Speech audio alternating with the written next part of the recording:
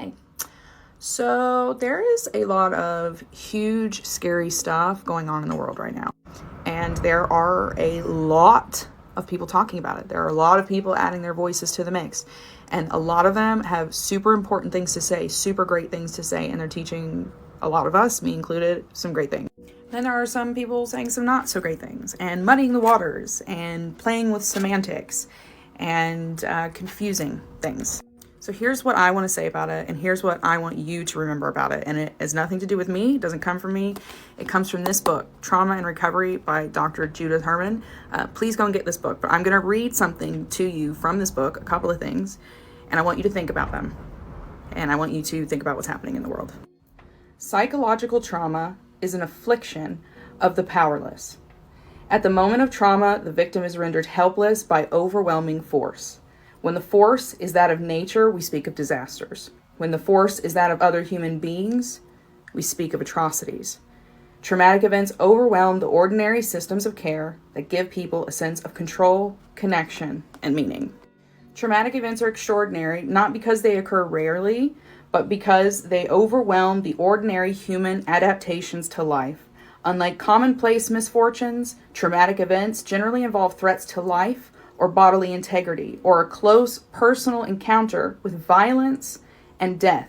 They confront human beings with the extremities of helplessness and terror and evoke the responses of catastrophe.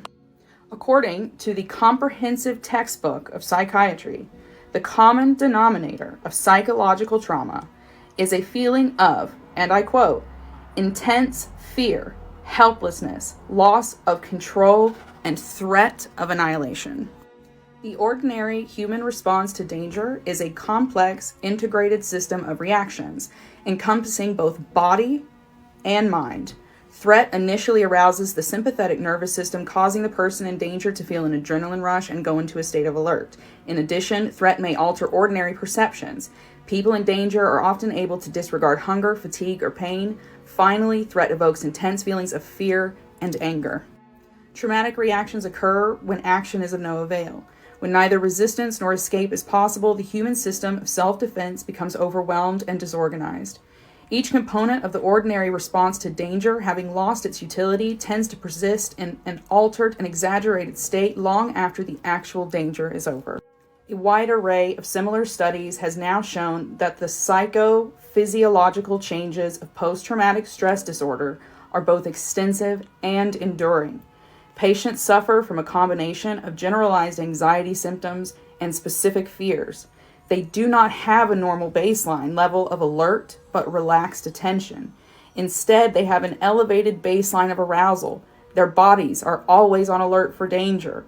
They also have an extreme startle response to unexpected stimuli, as well as an intense reaction to specific stimuli associated with the traumatic event. It also appears that traumatized people cannot tune out repetitive stimuli that other people would find merely annoying. Rather, they respond to each repetition as though it were a new and dangerous surprise. Long after the danger is past, traumatized people relive the event as though it were continually reoccurring in the present. The traumatic moment becomes encoded in an abnormal form of memory, which breaks spontaneously into consciousness, both as flashbacks during waking states and as traumatic nightmares during sleep. Traumatized people relive the moment of trauma not only in their thoughts and dreams, but also in their actions.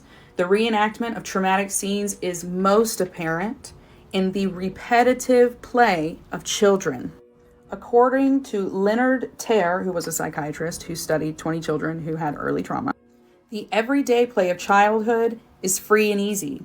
It is bubbly and light-spirited, whereas the play that follows from trauma is grim and monotonous.